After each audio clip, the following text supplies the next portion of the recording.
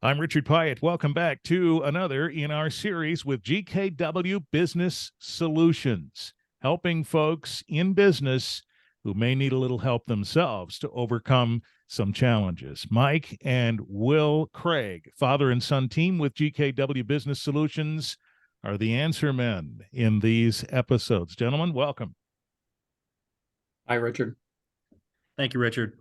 Here's a question that I suppose everyone wants to know. What type of return on investment should you expect when you've hired a business consultant? That's what we'll explore today in this discussion. What is the impact on the business and, most importantly, the customer and the team, Will? Absolutely. Business and customer results are extremely important to us, as well as the team and the customer. Neither are achievable without a culture change and the ownership of the team.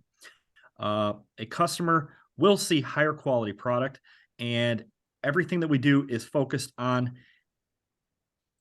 receiving the gains for that specific client. All right. So what are the typical results experienced?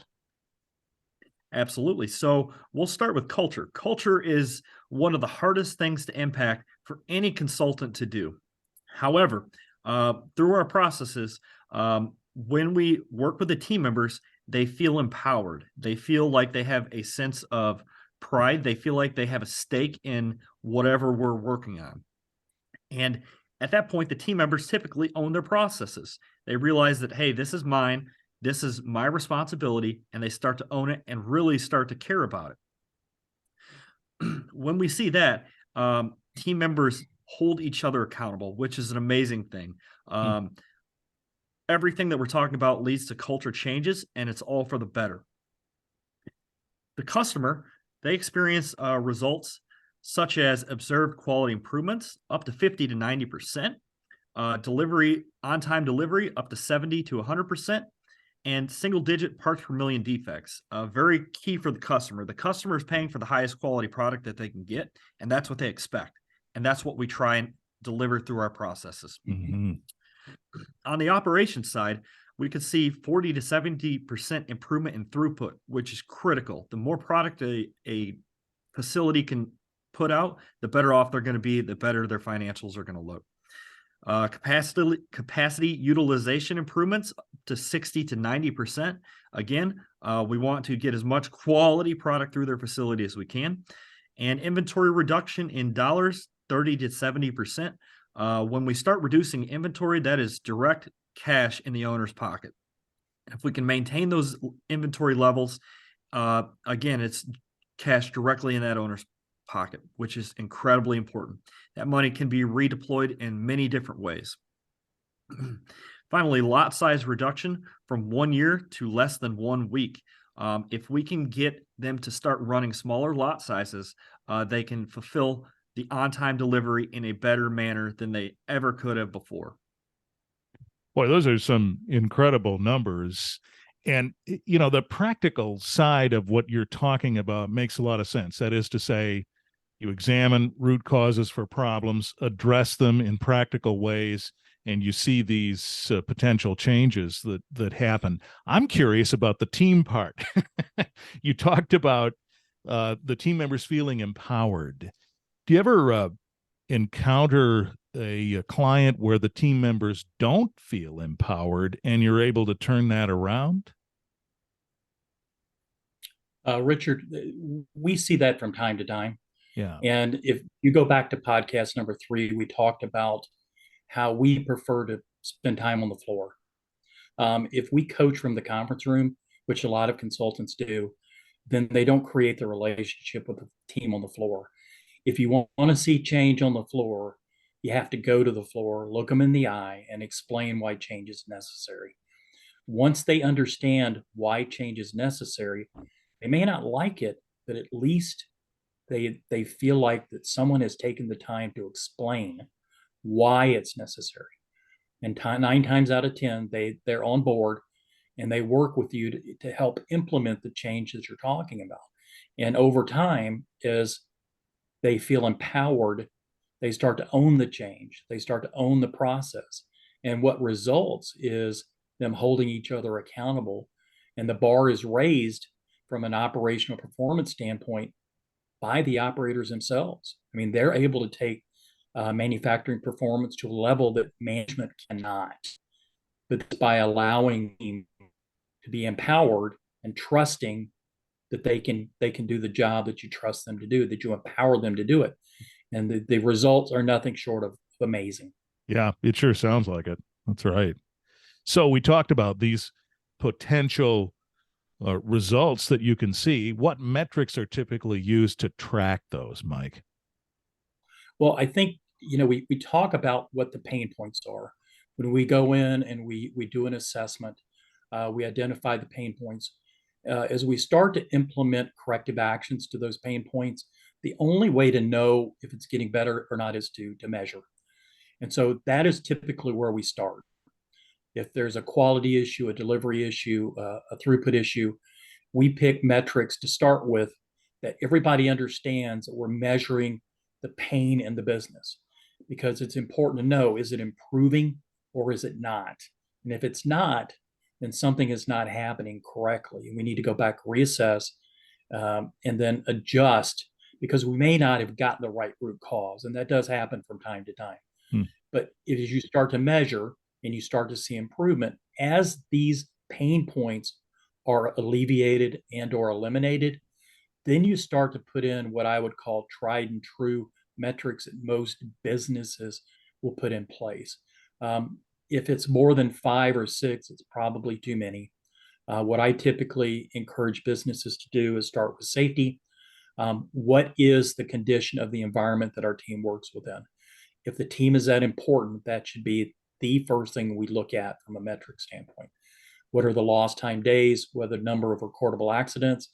And it's like anything else, as the culture changes and they start to look after each other, safety improves. The second one is turnover. This is a big issue in the economy today. People are, they're coming in, they're trying it, they're leaving because they could get paid more money somewhere else. They get a higher paid bonus. But what they really are leaving is because they're not happy. Often people stay and will take less amount of money because they're happy and they're engaged. And so if you measure turnover and you understand why people are leaving and you're starting to address those issues, you can not only attract people, but you retain them. And so you're not spending that extra money and retraining over and over and over. And this has a profound impact on productivity. First time yield would be the third. And that is simply, if I start 100 pieces in a process, how many do I finish that are good pieces? So if I start 100 and I have 99 good pieces, first time yield is 99%. That's an indicator of how stable your process is.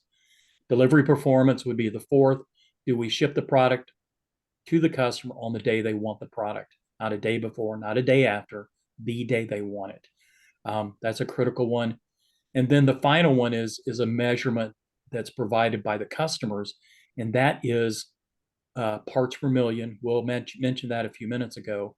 And what that metric simply is if you manufacture 1 million parts, how many are received by the customer and are usable and actually used within their process. And so what the customers are usually looking for is single-digit parts per million, 10 or less. And so if we manufactured 1 million pieces, only 10 bad parts would be an acceptable level. So these are standard metrics that help us understand, is our process improving?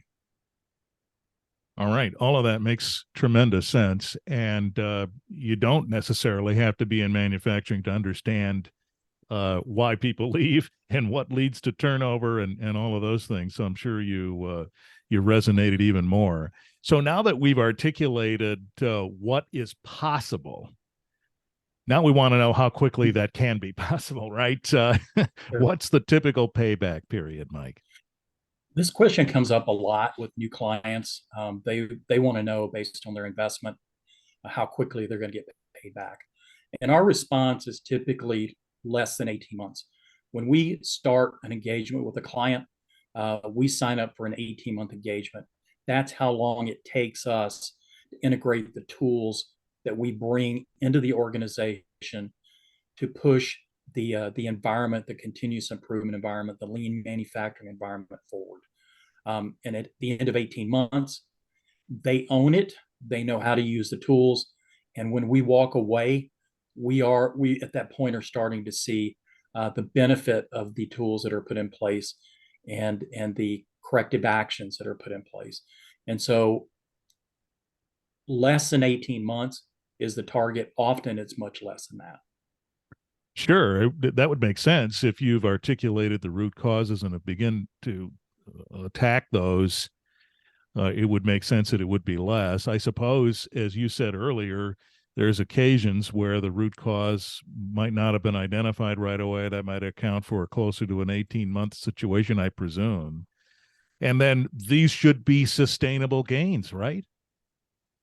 Yeah, that we hear that question a lot, and the answer is absolutely yes. The gains that we focus on are what we would call year over year, measurable financial, monetary gains that the business will see year over year.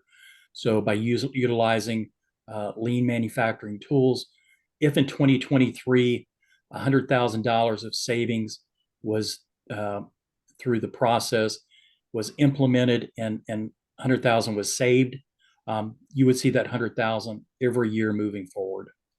And so you go to the second year, you generate another $100,000 worth of savings. So now it compounds to $200,000 a year. And so these are really hard and fast measured results that do improve not only the margin and profit of the business, but more importantly, cash flow. Right. There is an impact to cash flow there too. Absolutely. You would imagine. All right. Well, folks are listening to this and have heard the two of you lay this out. And I imagine there are some folks out there now interested in hearing your assessment of their situation as it relates to these acumen. So all you need to do is scroll down in the show notes, click through to the GKW Business Solutions website. Mike and Will are ready to receive your communication and have that first visit. Thanks to you both. Thanks, Richard. Thank you, Richard.